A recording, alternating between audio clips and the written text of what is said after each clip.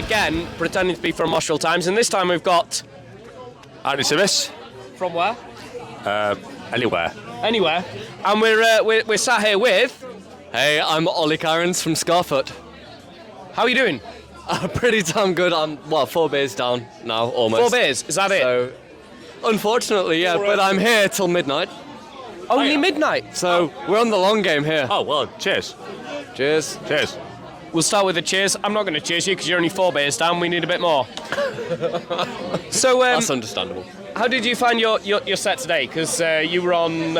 Yeah, so I was on the outdoor stage today. I had one practice session leading up to it, so it was going to be a little bit of a jam anyway. Nothing was really scripted for it. I didn't know what song I was going to do after the other. But I guess the one thing I had going for me there was because we, as you know, we use a 12-string acoustic guitar anyway for quite a few of our songs. I mean, it's kind of weird looking at a guitar and realising that it's got more strings than I do pubes. No comment. You've seen my pubes, you enjoyed it. Oh, of course. He's not denying it. There we go. It's on video. It's going on YouTube. Brap. Yeah, of course. Because many of our songs were written on the 12-string anyway, it was an easy enough transition to bring it back, because some of them were written almost the way I played it. The vocals were obviously worked upon in the moment. Some things were dropped out, but it was an easy enough transition to make it work for the stage out there. It was one of these things where we've been asked as a band to play acoustic stages in the past, but like 95% of the times we've turned it down, because we've also seen, like, growing up through our uni days, loads of bands we were with and growing up around, they were like, yes, we're a metal band. But like 80% of their gigs were fucking acoustic gigs, and like, you're not a metal band if you're just doing acoustic shows. I genuinely have to cut you off. In my last band, we did an acoustic set. We got asked to do it for an acoustic festival, and it went horrifically wrong. So Was that the one where I did a cover to Gay Bar? yes, it was. Yeah. Right, okay. It's when Gay Bar went in. But like the first note that we went in, because I'm not used to not having a drummer, so it wasn't counted in, and then I went, oh shit, that was where I was supposed to come in. And annoyingly, I had the mic in front of me when I said that. And then You forget to do that. Yeah, it wasn't that. Oh no, I destroyed it. It was with the mic here. And Hey everyone! ruined it. Yeah. So, I mean, I saw that you were playing, and I spoke to you earlier actually about it. You got roped into doing a headline slot for one of the Metal to Masses. Yeah. It was one of the semi-finals in Sheffield. It was one. We were on the way to McKinley to play for Born to Lose Productions. Mad Spanner, brap. Yeah. There we go. That was. I told you I wouldn't do it again, man. Yeah. So we were on the way down there, and we got a message through. Well, Phil was actually just scrolling through Facebook, and he was like, "Guys, do you want a headline slot?" And we were like, "Okay." Like, sure, whatever. So we wrote to the promoter for the event, and we're like, "Yeah, we're available tomorrow." He listened to our Cactus Killer video, and he was like, "Fucking sweet ass, get on it." The mascot cactus. Yeah, Yes, with the cactus having the wrestling match. Yes, I saw that. I saw that at Wrexham. Yeah. And I was thinking to myself, do you know what? If Ratatouille and Scarfoot played together, actually, we'd have Bludgy and Cactus in like a sort of battle, really. A battle royale. It's Battle Royale. Cactus. That was the one you had on your radio a couple of weeks ago, wasn't it? Yeah. You got. Just going back to that, because I was listening to Shelley's radio. Don't do it, it's a trap. But when you listen to it, he's now giving me right evils. Evils, yeah. You know, as he does. But we had he put you guys on, and the comments in his chat just went mad for Scarfoot. Really? Like, yeah, they genuinely did, didn't they? You can speak, you know, you will be recorded on it.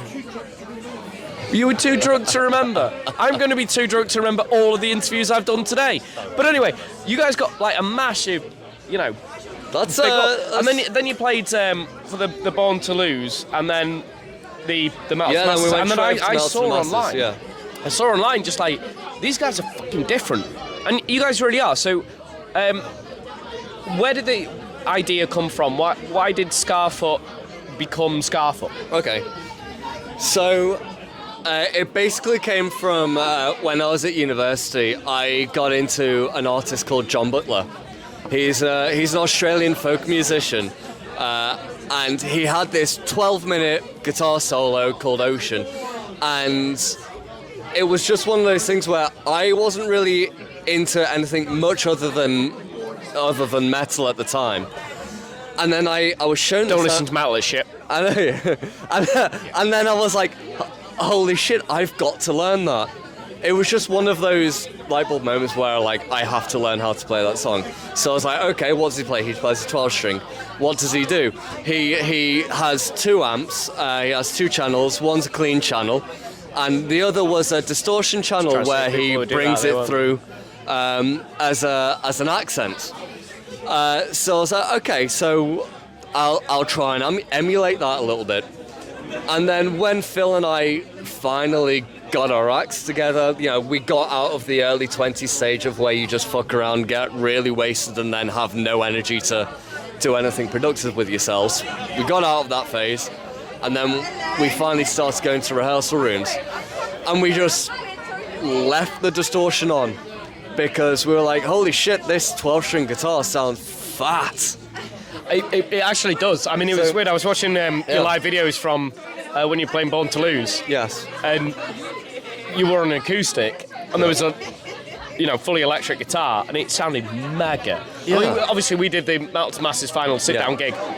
Hate sit-down gigs. We'll never go back into that stage. Yeah, but, hopefully I mean, we don't. The sound that you had that night was phenomenal. Yeah. I thought you guys should have won that. I mean, it was. Oh, thank you. The sound you had was insane. It was really, really good. It's so different as well. It's like you go out to a metal gig and you sort of go, oh, it's going to be. Look, there's a PV amp. Yep. Oh, we know what's coming here. Yeah.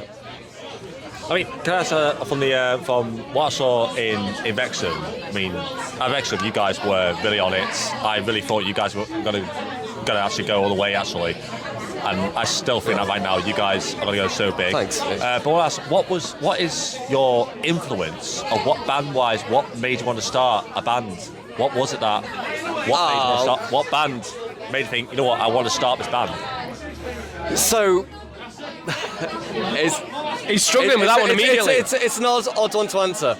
Like, so Phil and I were at school together. We've known each other for coming up 20 years now. I mean, you're not that old. Yeah. I mean, we're old enough. I mean, to me, when I first saw it feels like he's got a lot of Ed Sheeran, but make it more heavy. Yeah. So that's so I do apologise. That's Ed Sheeran. No. I mean, hold on, Shelley, you're there. Ed Sheeran. A horrible person. You know he's just done the song with Bring Me the Horizon. Have you heard it? I haven't, because I saw the name Ed Sheeran. Do you know what? I'm gonna say this on Moshville Times, and this is gonna probably hate me. Have you heard it? I've not. Have you not? Actually, listen to it. It's all right. Yeah. It's a really strange. I actually liked it. Wash your mouth out with soap, John. I'm not going to wash my mouth out with soap, because watch it and listen to it and then tell me otherwise. I'm on your side. I'm on your side. Why the hell can't someone, just because they're associated with another genre, why can't they have more inspiration? Ed Sheeran's a lying. We cover Ed Sheeran, and he makes good music. He can actually write himself. To make out like something properly flat, work his way up to where he is, where in fact he's a drama school boy. Who's got plenty of money and plenty of family and never actually done a day homeless in his entire life, and is scuffed. Possibly, but how many people in this world who we all look up to fake it till they make it? And we just don't know a fucking thing about it. Hi, I'm Rob. I'm from Indieville Times. So I'm just going to go back to just a different thing. Like, if people want to listen to yourself, you know, because you do acoustic, or if they want to listen to Scarfoot, which they should do. Scarfoot, where can we check you out? Can we check you out on Twitter? So we don't have Twitter because we don't understand how to use it. I don't know how to use it. Thank you. Have you got Insta? So we've got Instagram. There you go. We have the trusty Facebook. YouTube. YouTube is our best thing because the Cactus Killer video, the Toxic Individualism video, they represent our band so much. Like That really we write about important things to us. What? Killer cactuses? We could get into what the song actually means to me anyway. Should we But do that? Actually, just can you do it in a brief, like? in a very brief one? Yeah. I'm actually curious Okay. 'cause it's one that Mark played, Yeah. so I think it Yeah, actually sure. is worth doing. Okay, so this is what it meant to me, by the way. What it means to you is fine. What it meant to me is, you leave the cactus plants the fuck alone, it will sort itself out. But when you start fucking with it and try to water it too much, it dies. When you look at the earth and the state we're pushing it into because we keep trying to fix it, that in itself is fucking the world up even more. What are we doing by getting the lithium batteries? By fucking up the rainforest? Oh, look, we're all mining about the lithium. Teslas now, aren't we? Yes, yeah. Like you Fuck Teslas. Sorry. you try to help the world out, but by helping the world out, you're actually fucking it over a little bit more. If you left the world alone, then it will sort itself out. That's what Cactus Killer is essentially the lyrics are about. Fantastic. To me, anyway. I think that's a good thing. So anyway, you're on Spotify, aren't you? Yes, we're on Spotify. Are you on Tinder? No. Okay. Are you on Grindr? No, unfortunately. We don't judge. Yeah, no. I know there's no Are you judgment. on Plenty of Fish? No. Okay. I tried Plenty of Fish, but that just didn't work. Oh, but there's Didn't work. Chip shop down the road, actually. We can do that. Is there enough fish down there? There's enough Is fish there down there, enough fish at the? Plenty of cod. I think that's just called Tinder. But anyway, so I've got one more question for you Yeah. before we leave you. Obviously, you are from Scarfoot. Thank you very much for joining us in Moshville you. Times. I'm Rob and this is Timmins. Pineapple on pizza, yes or no? Why the hell not? Thank you. We're still on 100% record and we'll keep going.